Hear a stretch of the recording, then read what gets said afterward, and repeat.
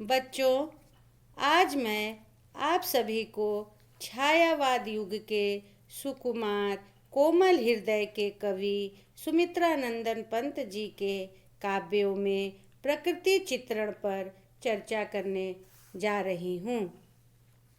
छायावाद हिंदी साहित्य का समृद्ध युग माना जाता है। प्रकृति के सुकुमार कवि पंत जी हिंदी के उन विशिष्ट कवियों में हैं जिनके काव्यों में प्रारंभ से ही प्रकृति का कोमल रूप दिखाई पड़ता है। इनके कृतित्व हिंदी काव्य के कई युगों को एक साथ मिलाता है। प्रकृति से मानव और फिर भागवत चेतना की ओर ले जाते हैं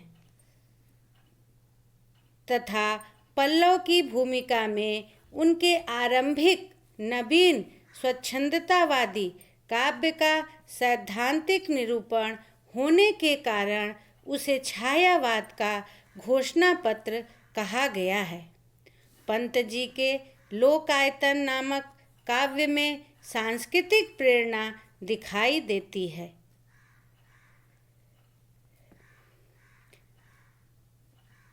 बच्चों, पंत जी ने प्रकृति में छिपे हुए अत्यधिक सौंदर्य स्तरों की खोज की जो आधुनिक मानव के भौतिक और मानसिक विकास का सूचक है।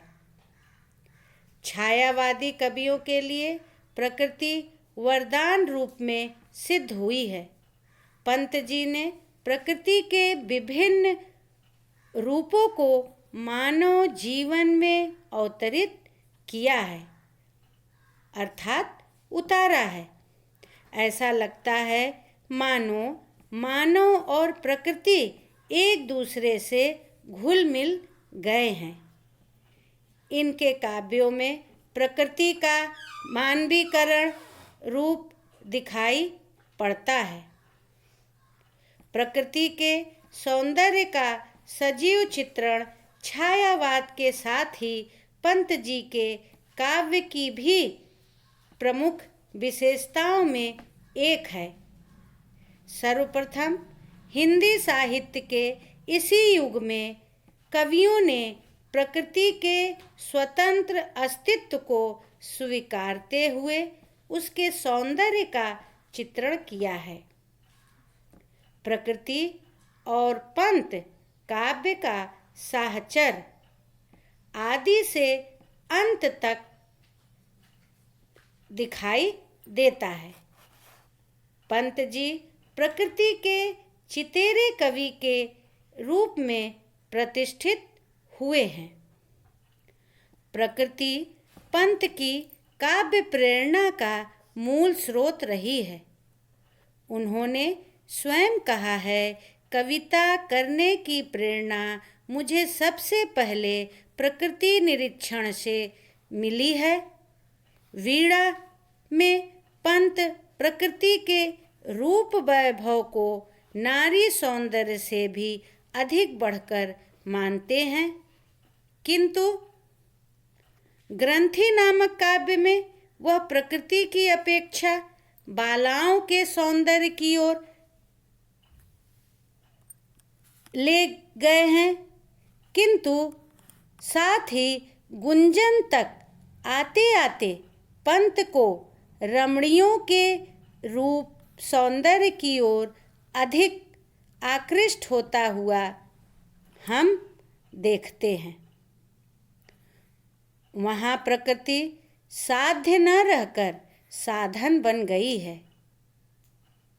पंत जी के लिए प्रकृति कहीं उनकी प्रेयसी है तो कहीं उनकी रूप राशि को सजाने एवं संवारने वाली सहचरी है। कहीं वह पंत के हास, परिहास और रुदन की प्रेरक शक्ति है तो कहीं पर वह उनके लिए उपदेशिका बनकर दार्शनिक सिद्धांतों की पुष्टि करती है। अतएव प्रकृति ही पंत की भाव, भाषा, वाणी और विचार सभी कुछ है। पंत प्रकृति में और प्रकृति पंत जी में निहित है। तभी तो हम पल्लव को प्रकृति की चित्रशाला कह सकते हैं। छाया, निर्झर, विहंग, बादल, पल्लव, निर्झरी, नक्षत्र, पवन आदि कविताओं में सुंदर प्रकृति चित्र प्राप्त होते हैं।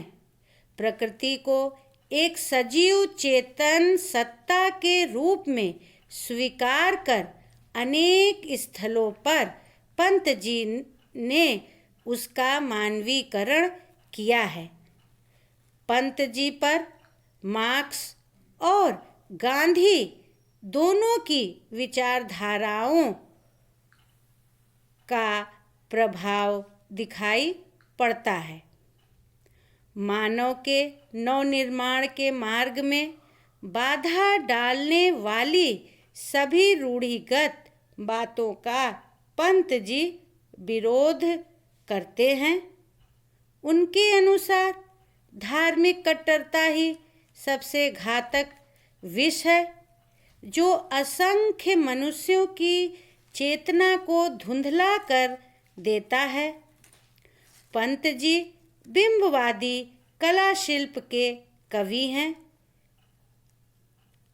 बच्चों, ऐसा लगता है मानो छायावाद के इतिहास में पल्लव का विशिष्ट महत्व है। उस समय के विद्वान आलोचक सुखदेव बिहारी मिश्र जी ने ठीक ही कहा था कि मैं हिंदी में केवल नवरत्नों को ही महाकवि मानता आया हूँ, किंतु पल्लव को पढ़कर मुझे ऐसा लगता है कि यह बालक भी महाकवि है।